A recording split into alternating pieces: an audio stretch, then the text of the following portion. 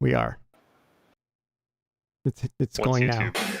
What? Now we're Do you have live. a link? Hello. Where- I put where's it in the link, the Ryan? Discord, in the private helper channel, and in the live chat channel.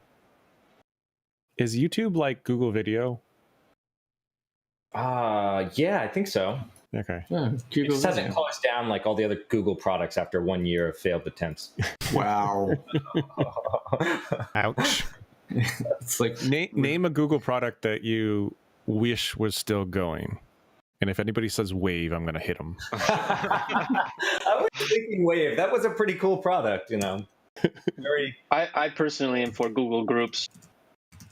Google Groups. Yeah, Google that Groups yeah. is still going. I still use that. Is it still going? Oh, I thought it was discontinued. Yeah. No, it's like archived though. It's like a permanent archive. I don't. Nope. no, Nova wait a Hacker second. still uses Google Groups. Maybe the social media, like the Facebook thing that they made. Google Didn't they Plus? have, like, a- Google Plus. Yeah, Google Plus. Yeah, sorry. Yeah, Google Plus. Oh, God. I want Google Ugh. Plus back. Yeah, that's what you want back. Yeah. Why? I'm a masochist. I hate myself. 2020, bring back Google Plus. But there was a period of time where we, like social media marketers, had to use Google Plus because you're like, oh, well, it might catch on, so we got to start using it. And I had to use it. I'm sorry. Yeah. Have you recovered from those days? No, I just no. I mean, there's probably a vaccine at this point. Well, I'm not taking it. He's going to need one You're when gonna make it out. Hangouts You're goes gonna away. be okay. Speaking of FireEye, Oh, we're gonna roll right into that one, huh? No, that's a good first start.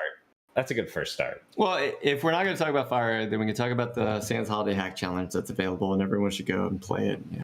It's an amazing gift to the I haven't played that. What's left to talk about? You just said everything. That's it. That's the news, folks. We're done here. Well, the only part I was going to say is that I'm in it, so go find me. You're in it? Is it I'm like in a it. Cameo? avatar review? I've been in the Holiday Hack Challenge since 2015. Ooh. I'm a hidden Ooh. character. Weird Like, flex. Brush off Really that weird shoulder. Extremely Stab. weird flex. You like in there doing comedy or something? I don't know. I haven't In a found shady myself corner? this year. So it's one year there was a plant that said, "Hi, I'm Jason," and I was like, "Hi, I'm also Jason." And then later they're like, "No, Jason, that's you. You're the character. You're the plant." I was like, "I'm a plant." That plant. Spreading the seed. 1 year I was a hay bale. So yeah. So I haven't actually competed in this. What is it, and how fun is it? So 2015, Josh Wright calls me up and he's like, "Hey, Jason, what if we had like a world where you're like a little avatar character and you have to like get things on a mission, but then those things help you to be able to hack like real hacking challenges?" And I was like, "That sounds amazing." And so that's what it is. You get a little character, you go into this whole like festive Christmas-y world, and then while you're in there, you get things from non-player characters that can give you assets to be able to do things. There's a conference that takes place in it, so you can like walk into a con and you can watch videos by actual people inside our community. All right. It's Yeah, really it's neat. It's amazing, actually. I've done it pretty much every year. I actually did a talk at it 2 years ago. And the funny story, so I actually met Mike Felch because of Holiday Hack Challenge. And it was kind of crazy because, we were both doing it and we were both tweeting about it and stuff. And he's like, hey, you want to jump on Skype and, try to work through one of these challenges. And it turned like, he's like, wait, you live in Lakeland? Like, there's like, where I live, like, there's no other pen testers. Like, there's no way. Like, I never would have imagined there being another one around here. But yeah, no, like, so that's how I met Mike, which is kind of cool. So it's a good networking game too. Yeah. And like 30, they're expecting like 30,000 players this year. So, and they said they really ramped up the infrastructure. Because I used to help promote this, and then like on day one, you're like, all right, I'm sending out 50,000 emails. You sure it's going to be okay? And like, yeah, it's fine. And they're like, Jason, it's not okay. Stop. But I think they worked all that out. So.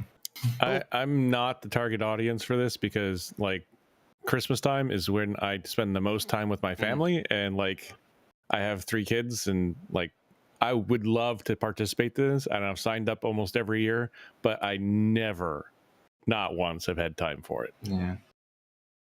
I'm not a big fan of CTFs in general, honestly. Marcello, Thanks, Marcello. I'll build my own tool. I built I my love- own CTF. It's life. So I hate CTFs where most of the challenges are logical leaps that only the CTF makers had, and I get super frustrated when I run into those, and that put me off of CTFs for years.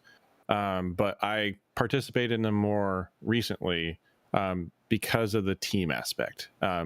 Participating in CTF teams is a lot more fun than doing it by yourself and hitting your head up against the wall. Yeah. The Sans SCADA CTF thingy was really good, actually. That's the only one that I actually enjoyed. But that was also one of the only ones that I played with the team. So there's that too. Is that the one where you get to make cookies? No, it's the one where you get to control missiles, like that shoot Nerf okay. guns. Yep. Yeah. That's pretty cool. Yeah, there's the ICS one where you missiles I could do. Making cookies, I would absolutely fail that CTF at. No, so you got to keep the cookie machine up and running. So that's like the SCADA controls the cookie machine.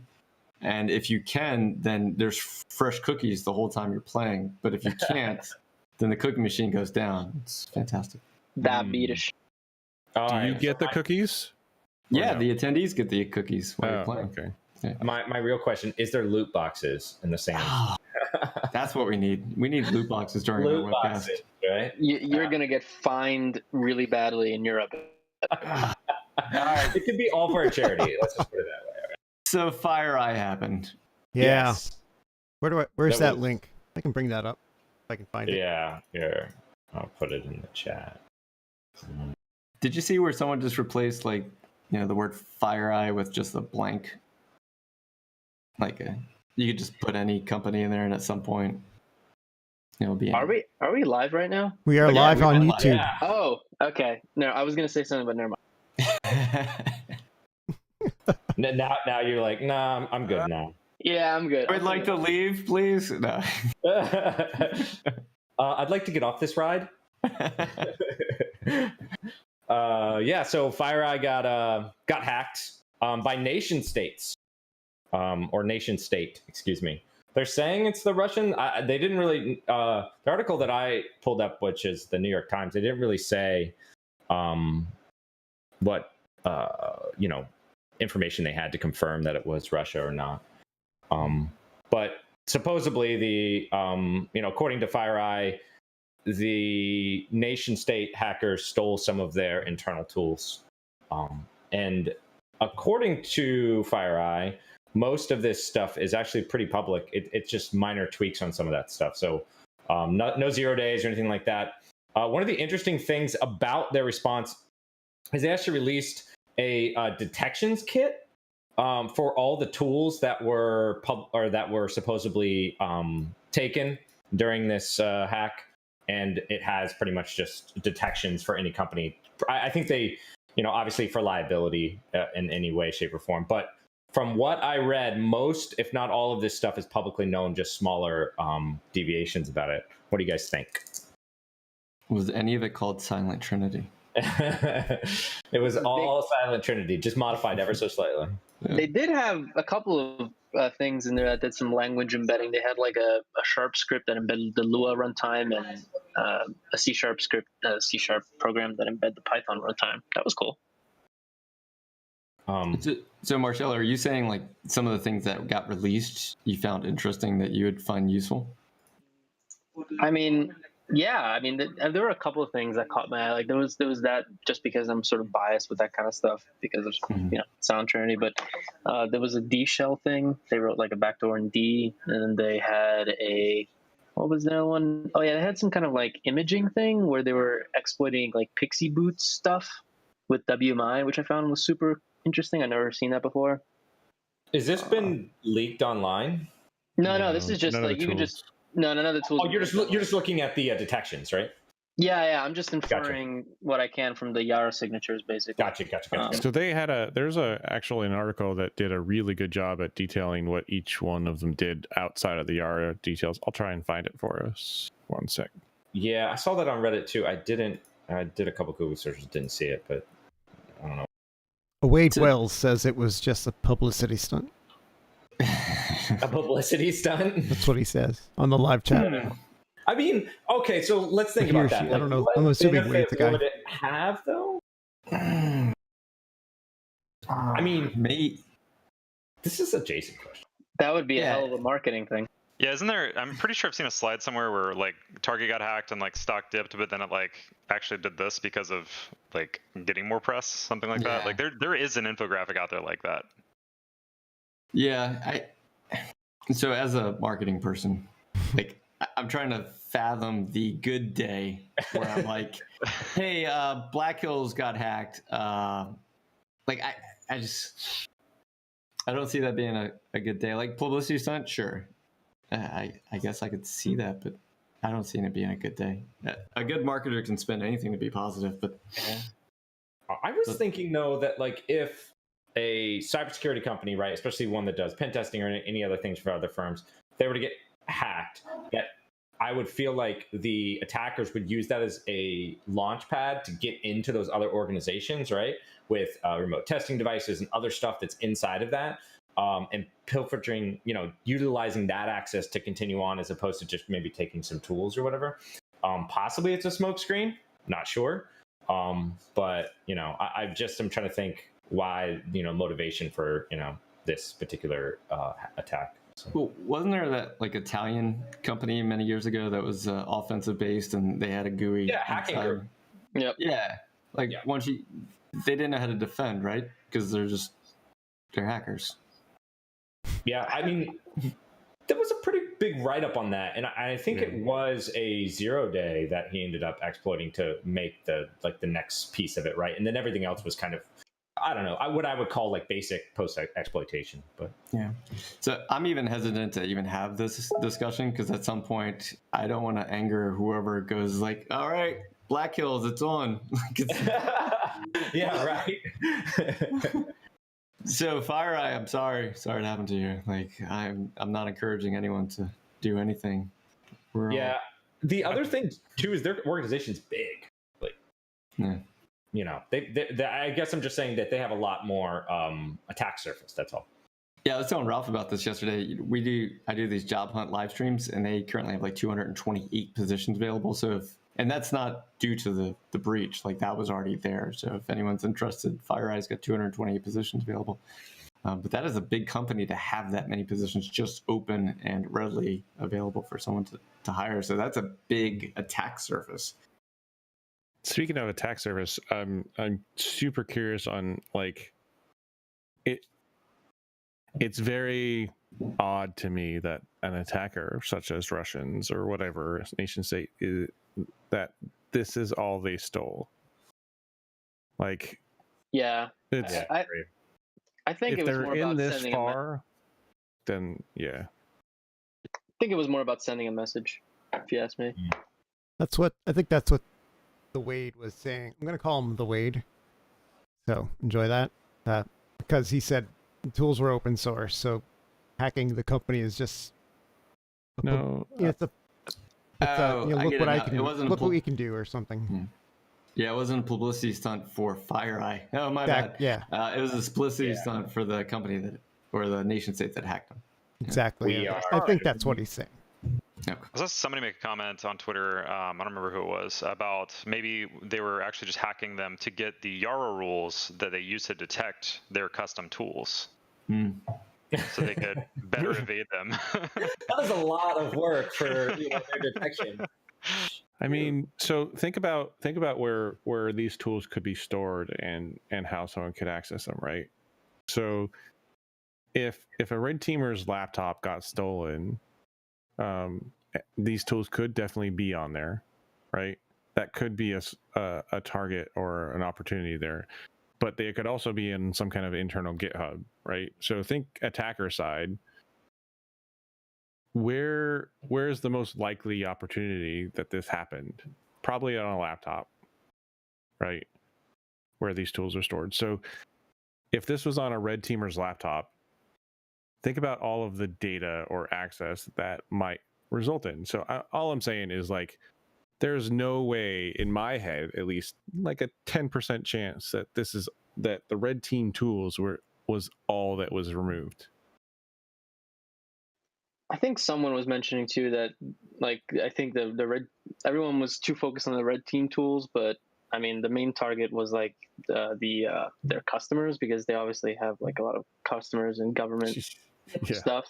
So I mean, I agree, I sort of agree with that as well. Like I feel like it was a combination of just like sending a message slash their government targets. You know what a treasure trove that would be? Just all the reports and all the other stuff Right. about like security posture of all kinds of organizations. Like, sure, the organization could have patched all these things, but now they have like a total good, inside scope, that they can digest later of how all these organizations' security postures are. Right. And I think that's what Jason was bringing up onto the point of nobody wants this. Nobody thinks it's a good, nobody should think this is a chance at positive marketing. Mm-mm. Yeah. Yeah, this isn't good for any security company when you're hacked. This will be remembered. Oh, sorry, go ahead. I was just gonna say, this feels like the new Target. For when the Target got breached, it felt like there was so many talks about what happened to Target and here's what happened. Like, this almost feels like this is, I mean, we're doing it right now. Like, how many conference talks will be about the FireEye breach and how many talks will be about this? Like, this is gonna be talked about for quite some time. It's a pivotal Yeah, I was just going moment to say there was a book written by Tom Clancy called Threat Vector. Have any of you guys read that? Mm-mm. Mm-mm. And so in that book, one of the main themes is that the nation state actors are trying to hack a pen testing company, and they actually inject themselves into the supply chain and put rootkits on a hard drive before it gets to the pen testing company. And it's just, I don't know, like, it made me think of what kind of what you're saying is like, hack the pen testing company, you get all the reports, you get access to customer networks, all this stuff, right? It's kind of scary. I do hope this isn't a sign of things to come, in the sense of, like, I do remember kind of around the same time Target happened, it seemed like even some more other retailers got hit too. I think Walmart, Home Depot followed Target after they got breached as well. So it was just kind of like one after another, it seemed like, in succession. But I don't know. That year there were a lot of retail breaches. Yeah. And my guess is that maybe, I don't think it was a bad year for retail. I think it was just they started discovering what was going on. Or they saw Target's bigger than us. We can release the information of a breach now. Yeah. They came out unscathed. Now we can tell everyone about this. Right. Like everyone, I don't know who said it, but everyone was talking about the Target breach forever, and like Home Depot slid in there, and was like, wait, what? Home Depot was breached too? Yeah. No, this happens to everybody. It's no big deal. This is normal business. Yep. Okay. Just what happens. So what are you saying is there's going to be a lot of mid-tier and small security companies coming out like, oh, yeah. Man, we got popped, but not as bad as FireEye. Don't put that out there. Yeah. And what Ralph just meant was, hypothetically speaking, he is not speaking on behalf of any security company. But getting back to the tools, though. Oh, go ahead. Yeah, go ahead.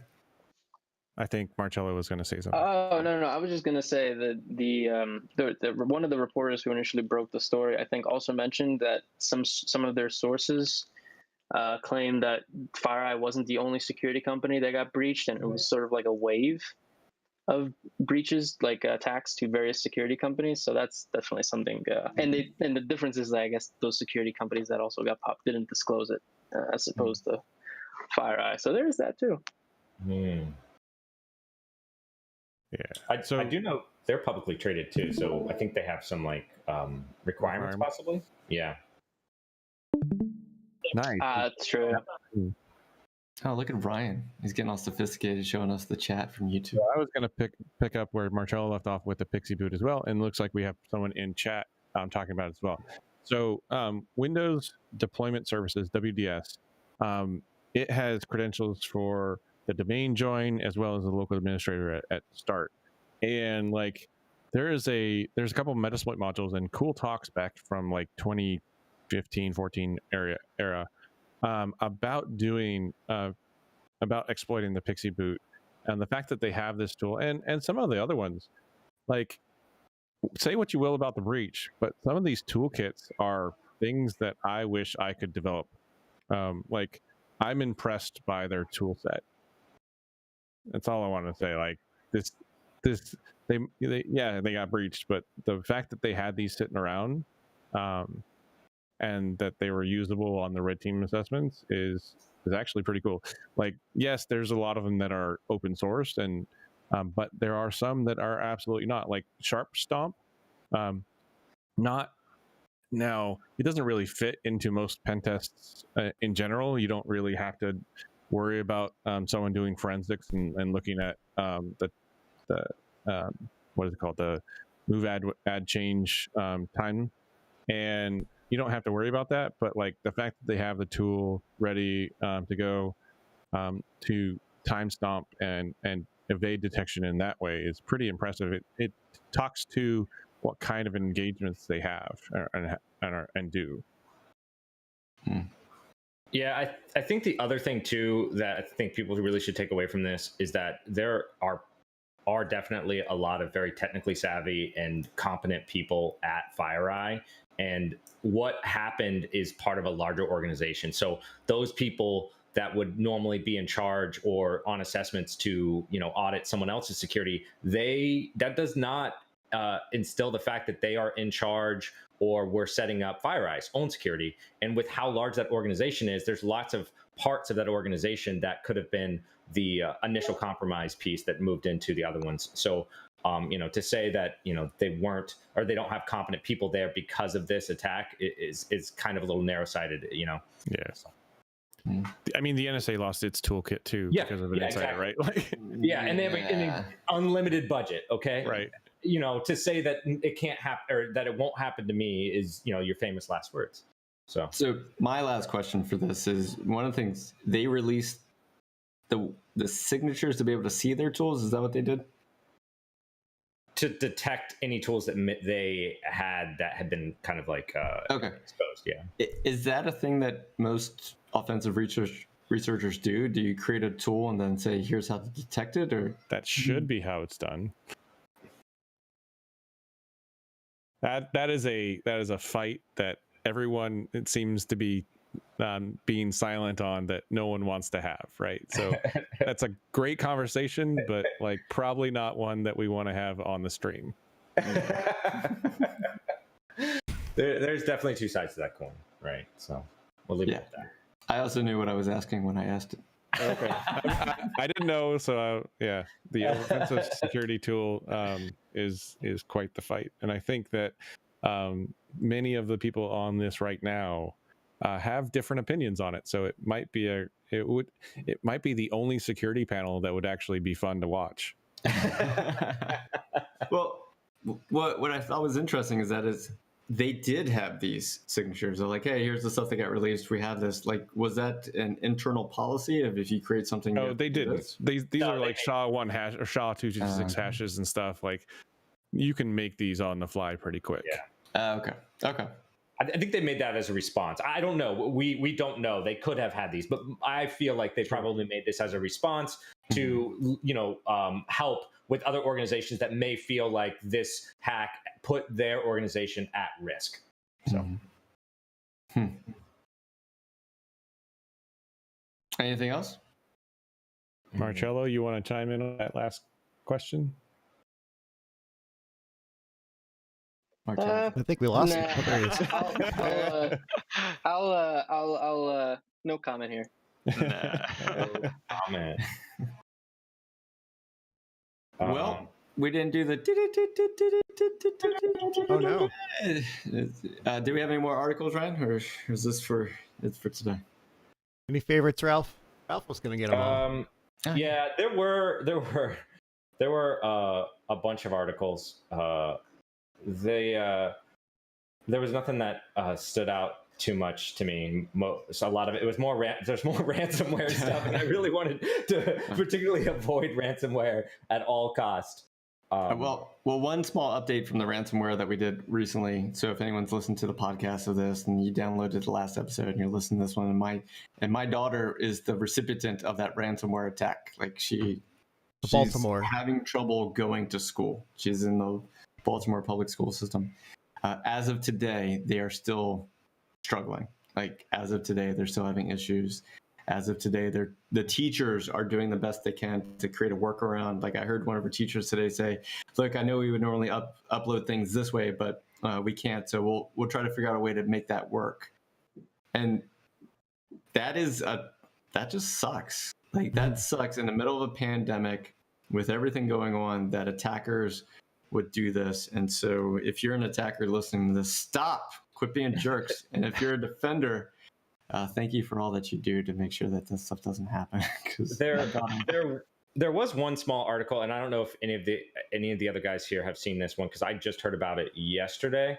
And it's the new Kerberos attack that just got announced. The bronze ticket. Yeah, I think I'm not sure what they're calling it, or we got to coin a cool name. No, the bronze bit. Sorry, the bronze bit. Yeah, it's like a bit flip attack, isn't it? Yep. Yeah. So there's essentially a new Kerberos attack. I believe it was attached CVE 2020. I'm not going to read all the numbers out here. I'll post the link. But it is only partially mitigated, I think. But the simple form of this attack is that once you during a Kerberos, you can actually request a ticket for a elevated user via a bit flip. I haven't got into all logistics. In fact, Steve was explaining it to me the other day and how that attack would work. But it definitely one of those scenarios where if you don't have detections for Kerberos, which I know more organizations are starting to roll that out, it's definitely something you want to be cognizant of. Yeah, so essentially what goes on is you have to have two accounts and two service accounts, one that you have the password for and one that you really don't. And so you get a service account A, a ticket for service account A, you open that up because you have the password for it. You then get a service account or a service ticket, a silver ticket for service account B, and you do that using the ticket and changing the forwardable bit on the ticket from the original one and applying it to the second one for the request. And then you can be whoever you want to be on two without having to decrypt it as you would normally with a silver ticket attack. That feels like it needs a chart. Yeah, it has a chart. Yeah. They on the NetSpy blog post that they released it with, it has a chart. It's really good. Let me see if I can get that real quick. So it's a really cool attack, but it's kind of here. I'll post it in live chat.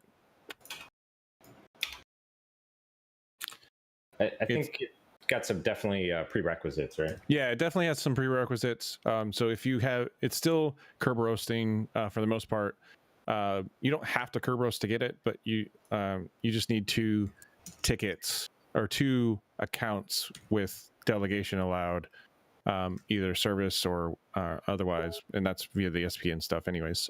So technically you can Kerberos or just have the password for one of the accounts. Does that make sense? I know it's a little confusing, but it's a cool attack. You just have to have the two accounts, so there is a prerequisite there. I like how it's called practical exploitation. Like, hey, this is just really practical. Yeah, but they can be really low-level accounts, though, right? It's just as long as they have the permission. To request? There's a special permission you need, though, right? On those low-level accounts. So principal's allowed to delegate to account. Or allowed to delegate to either one of those, but you don't have to have like a super high level, you don't have to be domain admin or even admin. The thing is that you then can get onto that box 2 wherever that service works on and be whoever you want to be. Does Tim Medina know about this? Does he get I'm sure he does. If you scroll down, the attack is about half the page down, a little further. There you go. Chart. That's what you need. Nice chart. Pretty. Yeah. So John always wanted me to be the person to help, break this down into stuff that's a little more simpler. And I don't think that chart helps me. That A feels lot of like, rectangles on it.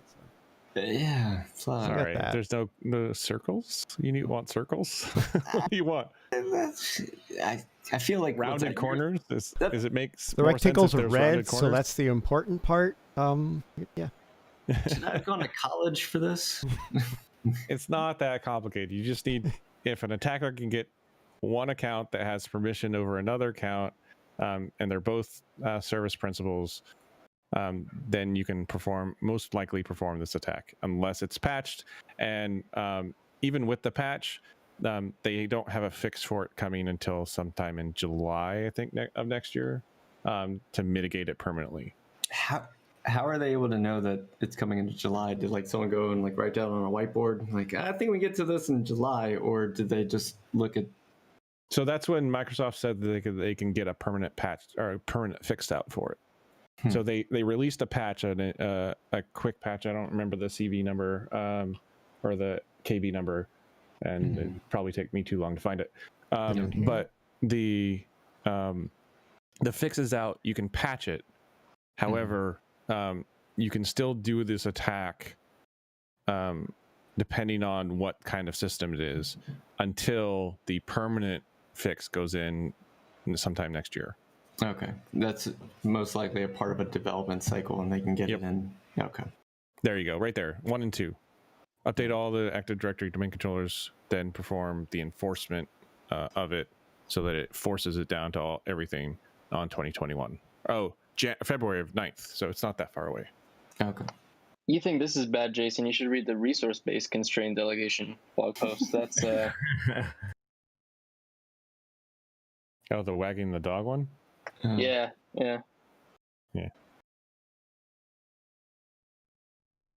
Okay. This is definitely the post exploitation. So this is it's pretty far down the line here of you're all the way in. This isn't RCE. So I've made it through the recon phase. Yeah. I've scanned all the things. I found my vulnerability. I made my way in. Is this I've passed pivoting and escalation? I've gotten all the way, and then I'm just stealing all the jewels at this point? Is that what that's for? Just domain escalation. Okay. Yeah. I know those words. Any other articles? I do have throw, one. I posted it in... Oh, go ahead. I'll throw one in at the very end. It's I thought it was amusing to me. Are we going to talk about Bo's CD? Oh, that too. Okay. Oh, yeah. Before the very Is that end. amusing to you, Jason? Second to the very end. Well, it is now that you're frozen. Oh, I'm Oh, we frozen. lost. Yeah, I lost your camera. Oh, We can still hear you though. man. It's Back on again, There. Is that better? There you Yeah, go. you're back. you are. Okay. Yay. It's too high quality, so it was having a hard time throwing it through. Yeah. Is it amusing? No, it's not amusing. It is amazing. It's a musical? No. Oh, thanks. So if you're listening Thanks, right now, man. definitely check out Bo's. What's the name of the CD? Give me I a already link. know it, but I'll this is show my it. way of I'll show asking. the page or something. Yeah, so so nobandwidth.io. I decided to do a new kind of music project that I'm actually kind of calling music to hack to. It's kind of the theme of it. Nice.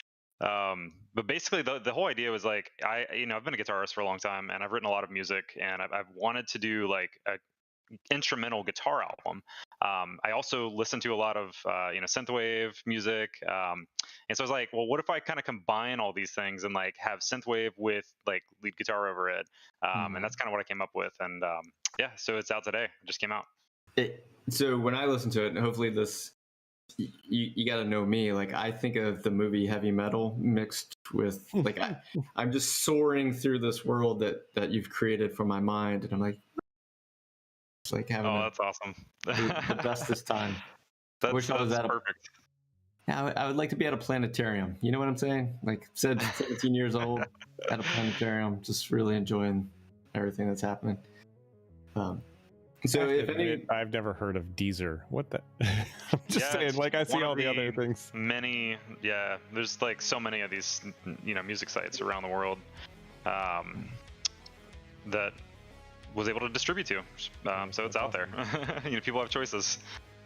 and I'm letting you know right now, if anyone on the Black Hills team puts out a CD or does a musical or anything like that, we will definitely talk about it at some point.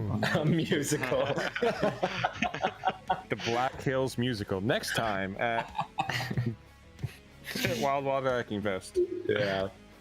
No, I listened to it today. It was pretty good. It was pretty good, man. Thanks. Appreciate Right, it. I'll throw one more link in there then. Here's this one should be easy for you guys, but I thought it was really funny because here we go. This is about the person who is doing the COVID charts for that's Florida. not funny at all. Yeah, wow, Well, Ryan. It's Jeez. funny to me because I used to work in government, and it says here that everybody was sharing the same password. So Yeah, that's the amusing part to me. Yeah. The fact that she got raided, that's another story. But here we go, that government whatever's still doing bag practices. So we can share passwords. Yeah. Well, first it wasn't just shared; it was publicly shared. Like it's all over the internet. Oh. Yeah. Oh, I don't do that. Okay. I mean, I hope not. You're right there. My Right there in the headline, password's shared all over the Posted internet. publicly. And yet that's the that was the Keep all my justification passwords for the raiding the house, but that was Jason, kind can of you turn that besides the around? point. I want to see. Oh, missed it. Hold on, I'm gonna slow the video down. It's okay. It's recorded. It's recorded. You just enhance. Enhance, yes. Zoom and enhance. Just use that new blurring technology that reverses the. Oh, yeah. Ryan, I need you to go in and edit some stuff out. This turned into a 40-hour project for you. Perfect.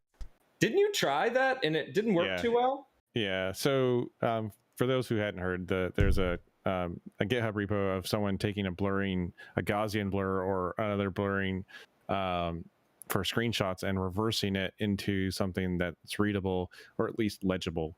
And I tried it actually this morning. And Singe, another person on Twitter who runs what's it called? South African company, SensePost. He tried it a lot with a bunch of different options, and he said that none of them worked except for the example from the GitHub repo. So it's probably relies on a specific technology doing the blurring and the algorithm used for that technology. So if you're using other things, but actually Marcello brought up a great point that on all screenshots, instead of blurring, you should just put something over it. Solid color. Right, a solid color or whatever. Use the porn feature. Yeah, it reminds me of Not a Hot Dog from Silicon Valley. Oh my god. Not a hot dog. I don't think we have a link for it, but did anyone see the Chinese computer, the new quantum computer that can do a 2.5 billion year task in 20 seconds? Was that Chinese or Korean? Yeah, it's a Chinese quantum computer. Can it play Cyberpunk? No, it doesn't have enough stats for Cyberpunk. I'm not interested. It sounds But only in 720. Yeah, only in 720p. That's all I can play it in. All right. I'm 30 hertz. Well, I posted it in the tester chat, and I was like, is it time to start recommending 900 character passwords to people? Because quantum resistant. Yeah. Password is Othello from Shakespeare. I copy and pasted from another text document.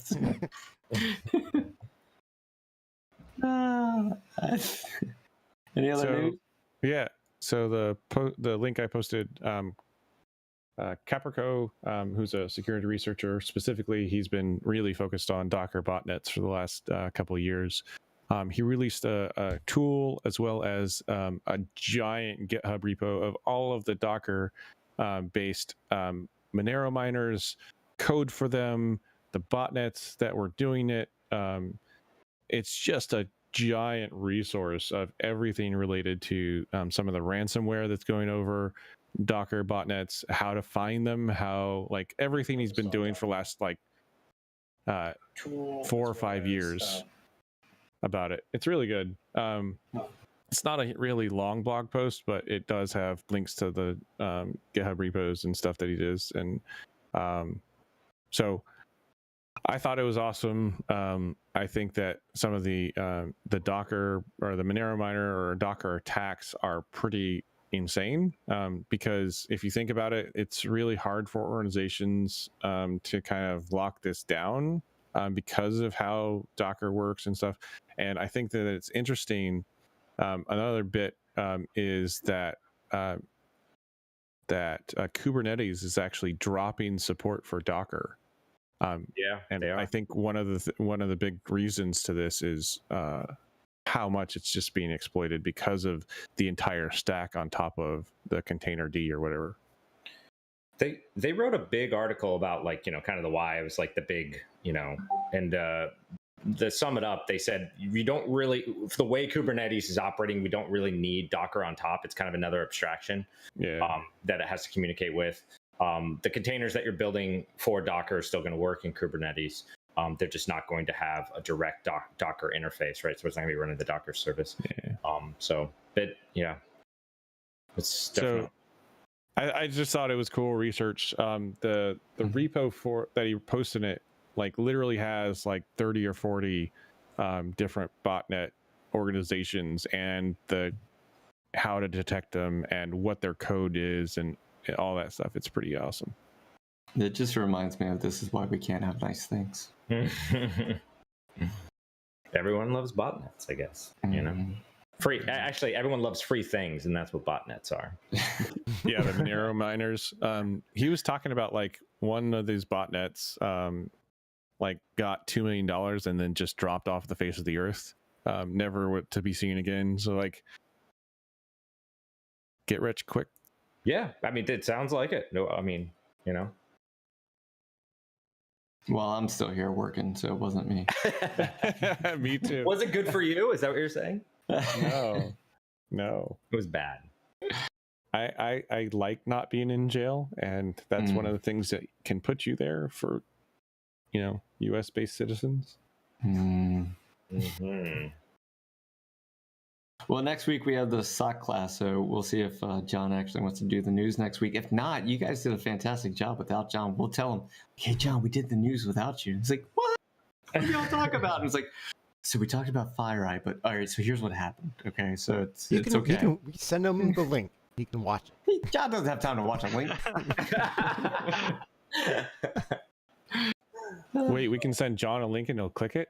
What? Oh, I've been working on a new one. I got a good one. It could be great. Is that a game that we've been playing that I don't know about? Like, can you fish John Strand? Yeah.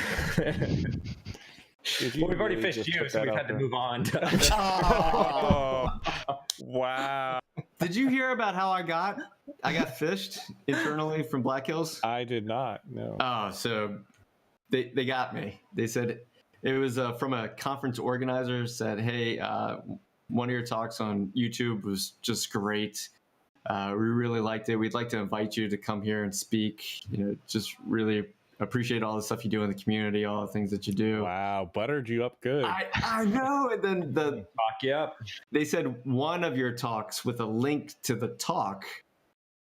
And so I was like, oh, which one was it? And it was immediately like, oh, we got you so hard, Jason. Oh. Where did the link go? Was it a Rickroll? I hope. It took me to a landing page that essentially had like a big fish with a hook in its mouth. And it was like, sorry, Jason. We knew that this would work though. And I was like, That's dirty. That's pretty dirty. it was a good spearfish. It was real good. And then you started a score. So anytime anyone sends me anything nice, I'm like, yeah, whatever. Okay. Yeah, you should look at my resume. Nope. Absolutely not. No. I got to send it to my systems team first. We got to open it in a sandbox. All right, everybody. That is it for the news. Unless anyone has any closing statements. We can play out another track here.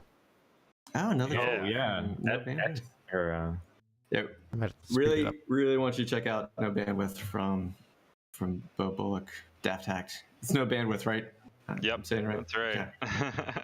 Can I say one last thing? Sure. The blog post from ATT&CK about practical solutions for companies is amazing. You should go check it out. Like, I wish more companies were doing that. the 4 items. Yeah. Yeah, definitely go check it out. Which one was that? Sorry, I missed that. So Odvar Mo or Joe, I forget. Sorry. He posted to ATT&CK's blog a set of 4, relatively simple solutions to some of the biggest attack vectors for red teamers. Oh, nice. Oh, that's awesome. Right, and they're like how-to steps, one by one, exactly what the effects of them are on organizations and how to mitigate those risks. Like, it's amazing. I wish more pen test companies would do that, and I'm actually in conversation with Jason right now to make one for Black Hills as well, because I think that we have a unique point of view on things. We're like doing multiple customers and seeing which ones give us the most headache, right? And how and why those headaches happen, and having that experience is not something that blue teamers get, right? Because they don't go from customer to customer, they stay at their company for ages or whatever. Right. And like providing that and saying, hey, this technique worked, is a good way of doing that. I did something similar. I was talking about it yesterday, actually, on the Cloud Roundup, where a few years ago I did a talk called Pentest Apocalypse, and I listed out like the 10 top things that we do like on Pentest that win most of the time. And I've had a few different customers, who have watched that talk and fixed the things before I actually did the pen test, and it's awesome. It's great. Like they actually, it makes you try harder, right? Like it makes you as a pen tester have to like learn new things and stuff too.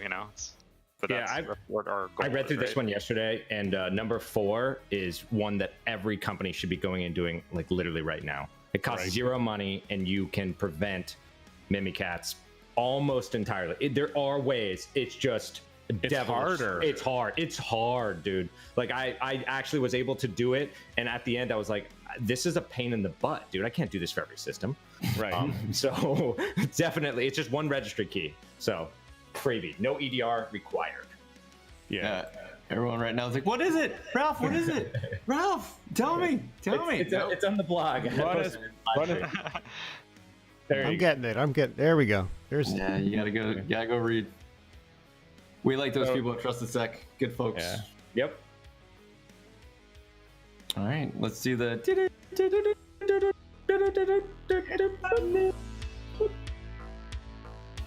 Dude. I lost the button again. All right. I'm gonna Thanks, go guys. wide shot everybody. and wave. I'm waving, I swear.